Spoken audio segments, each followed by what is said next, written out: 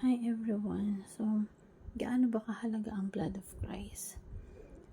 So, sabi dito sa Jeremiah 2:5, "What did your ancestors find wrong with me that led them to astray so far from me? They worship worthless idols, only to become worthless themselves." Tayo, bilang nilikha ng Diyos, tayo ay nilikha na banal. And that is the original design. And love. Ang Diyos ay pag-ibig. Remember that we are created in the image of God. Mga katangian ng Diyos na meron tayo. Kaano makapangyarihan ang dugo ng ating Panginoong Diyos? Blood of Christ. Ano po ang concept ng blood of Christ?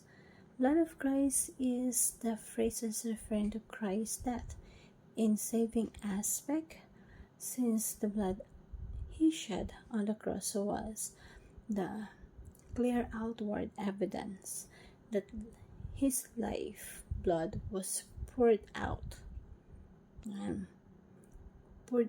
when he died sacrificial death to pay for our redemption. So the blood of Christ niligtas tayo sa wrath of God. Iniligtas tayo ng dugo ng Diyos mula sa galit na at puot ng kasalanan ng ating Panginoon. Ang Diyos gusto niyang puksain yung galit at puot ng kasalanan. So, imbes na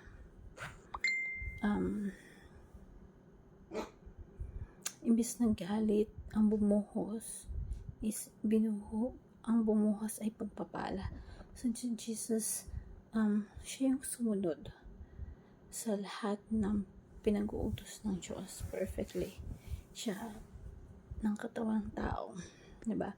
Dahil sa ginawa ng Panginoon, lahat ng pagpapala dumalay sa atin. Kaya meron tayong buhay na walang hanggan.